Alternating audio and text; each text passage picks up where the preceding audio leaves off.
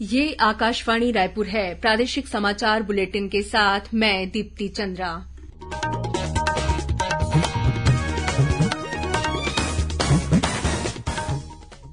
और अब पेश है आज के मुख्य समाचार। राष्ट्रपति द्रौपदी मुर्मू ने आज देश के 11 बच्चों को प्रधानमंत्री राष्ट्रीय बाल पुरस्कार से सम्मानित किया। प्रधानमंत्री कल इन बच्चों से करेंगे संवाद। नेताजी सुभाष चंद्र बोस की जयंती आज पराक्रम दिवस के रूप में मनाई जा रही है।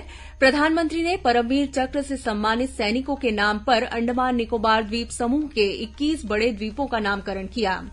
भेंट मुलाकात कार्यक्रम के तहत मुख्यमंत्री ने आज बलौदाबाजार जिले में लगभग 80 करोड़ रुपए के विकास कार्यों का लोकार्पण और भूमि पूजन किया। और रावलमल जैन मणि दंपत्ति हत्याकांड मामले में दुर्ग न्यायालय ने मुख्य आरोपी पुत्र संदीप जैन को फांसी की सजा सुनाई। 2 अन्य आरोपियों को 5-5 साल की सजा।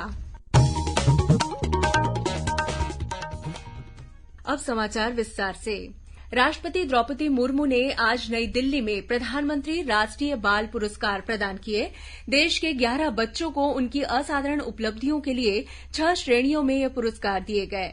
बच्चों को नवाचार, सामाजिक सेवा, शिक्षा, खेल, कला और संस्कृति तथा बहादुरी के लिए 1 पदक, प्रमाण पत्र और 1 लाख रुपए नकद प्रदान किए गए।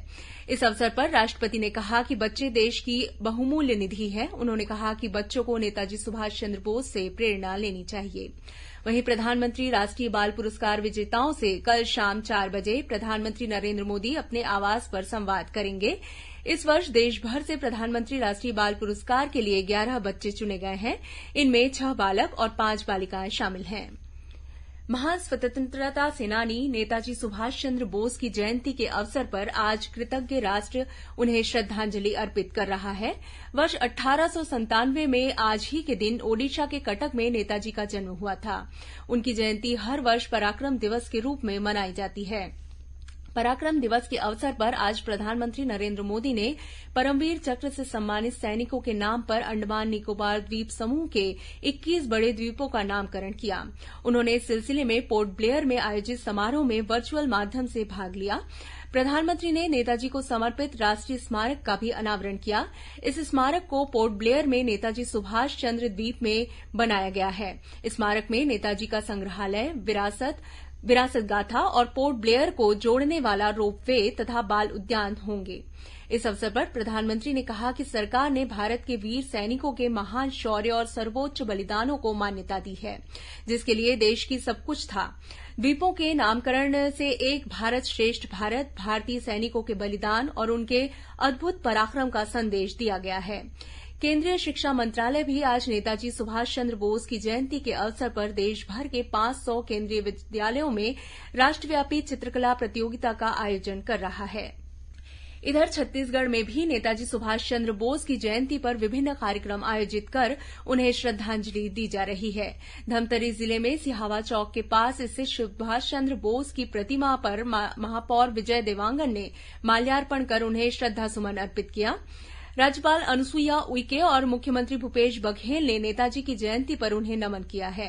राज्यपाल ने अपने संदेश में कहा है कि नेताजी के अभूतपूर्व संगठन क्षमता, निष्ठा और नेतृत्व के अद्भुत गुण के लिए वे हमेशा याद किए जाएंगे। उनके विचार और आदर्श हमारे लिए धरोहर की तरह हैं। वहीं मुख्यमंत्री ने कहा कि नेताजी ने आजाद हिंद फौज का गठन कर स्वाधीनता आंदोलन को नई दिशा प्रदान की। भारत की स्वतंत्रता के लिए किए गए संघर्ष और अमूल्य योगदान के लिए नेताजी सदा याद किए जाएंगे। प्रधानमंत्री नरेंद्र मोदी ने विद्यार्थियों, शिक्षकों और अभिभावकों से परीक्षा पे चर्चा कार्यक्रम में भाग लेने का आग्रह किया है। परीक्षा पे चर्चा का 6ठा संस्करण 27 जनवरी को नई दिल्ली के तालकटोरा इंडोर स्टेडियम में आयोजित किया जाएगा। श्री मोदी ने कहा कि यह कार्यक्रम परीक्षाओं को तनावमुक्त बनाने और परीक्षार्थियों की सहायता करने के तरीकों पर चर्चा करने का अवसर प्रदान करता है।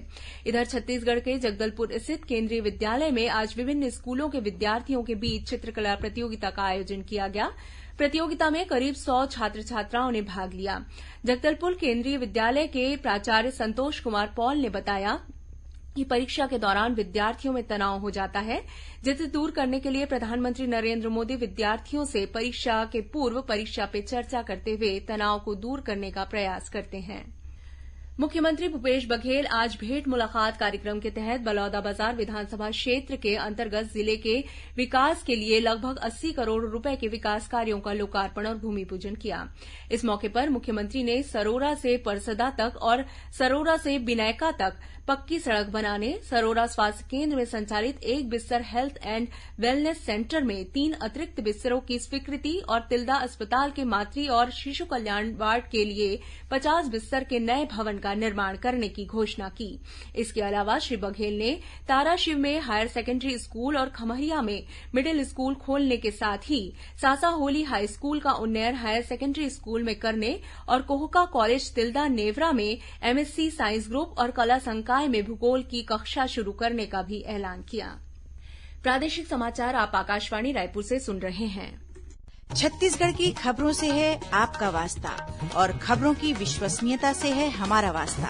आकाशवाणी समाचार रायपुर के प्रादेशिक समाचार बुलेटिन के साथ ही हमारे समसामयिक कार्यक्रम आप रेडियो के अलावा अपने मोबाइल पर भी सुन सकते हैं। आकाशवाणी समाचार फेसबुक, ट्विटर और यूट्यूब पर भी उपलब्ध है। हमारा Facebook page Chhattisgarh news on AIR, Twitter handle CGAIR news और हमारा यूट्यूब चैनल है छत्तीसगढ़ AIR न्यूज। तो अब रेडियो के साथ ही आपके मोबाइल के जरिए भी हम पहुंच रहे हैं आप तक। छत्तीसगढ़ की हर खबर के लिए सुनते रहिए आकाशवाणी समाचार।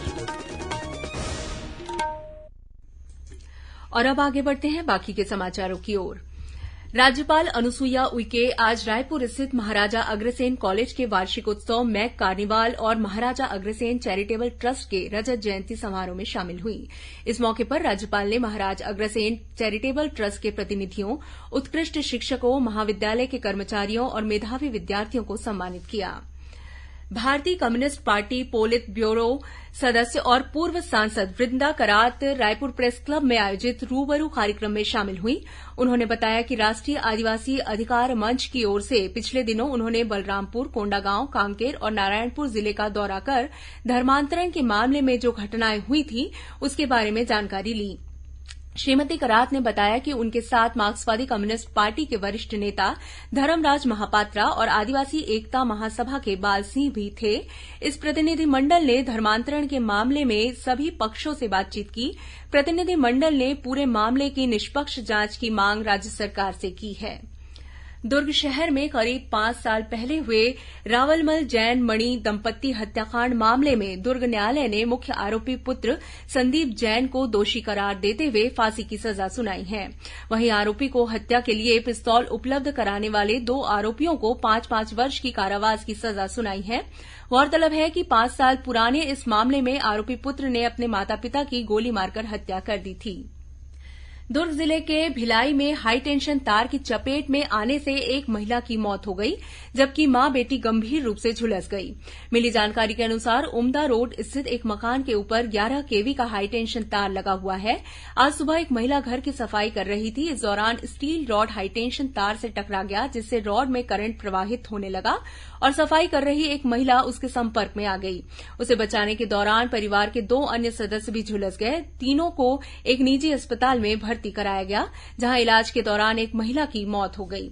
इस बीच बिलासपुर के रतनपुर बेलगहना मार्ग पर 2 दिन पहले हुई सड़क दुर्घटना में पुलिस ने 4 लोगों के मौत होने की पुष्टि की है। इस चारों की मौत कार में आग लगने की वजह से हुई है। गौरतलब है कि 2 दिन पहले जिले के रतनपुर बेलगहना मार्ग पर एक कार अनियंत्रित होकर पेड़ से टकरा गई थी, जिसके बाद कार में आग लग गई थी।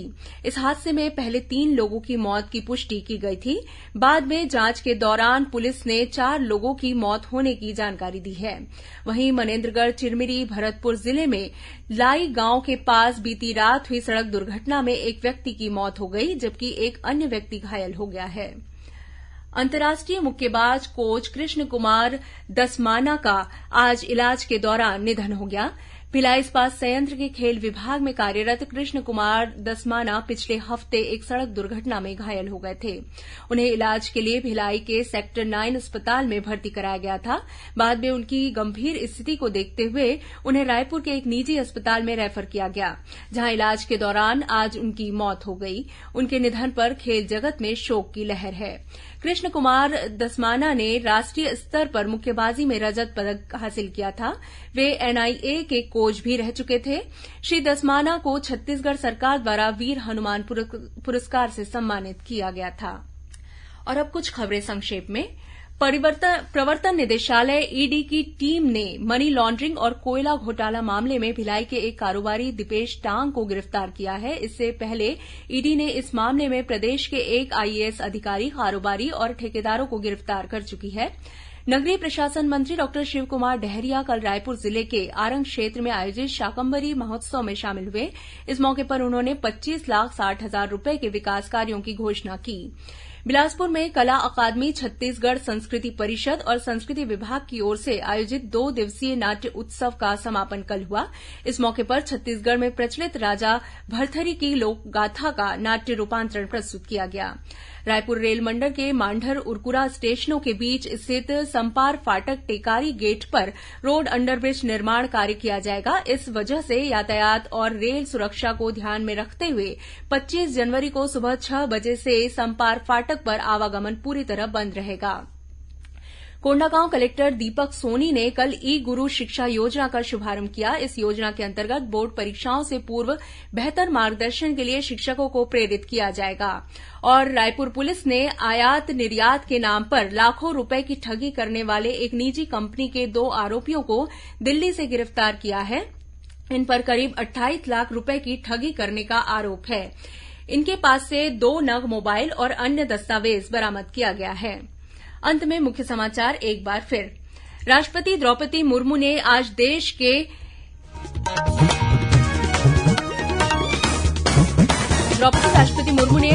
11 बच्चों को प्रधानमंत्री राष्ट्रीय बाल पुरस्कार से सम्मानित किया। प्रधानमंत्री कल इन बच्चों से करेंगे संवाद। नेताजी सुभाष चंद्र बोस की जयंती आज पराक्रम दिवस के रूप में मनाई जा रही है। प्रधानमंत्री ने परमवीर चक्र से सम्मानित सैनिकों के नाम पर अंडमान निकोबार द्वीप समूह के 21 बड़े द्वीपों का नामकरण किया। भेंट मुलाकात कार्यक्रम के तहत मुख्यमंत्री ने आज बलौदाबाजार जिले में लगभग 80 करोड़ रुपए के विकास कार्यों का लोकार्पण और भूमि पूजन किया। और रावलमल जैन मणि दंपत्ति हत्याकांड मामले में दुर्ग न्यायालय ने मुख्य आरोपी पुत्र संदीप जैन को फांसी की सजा सुनाई। 2 अन्य आरोपियों को 5-5 साल की सजा। इसी के साथ प्रादेशिक समाचार बुलेटिन समाप्त हुआ। नमस्कार।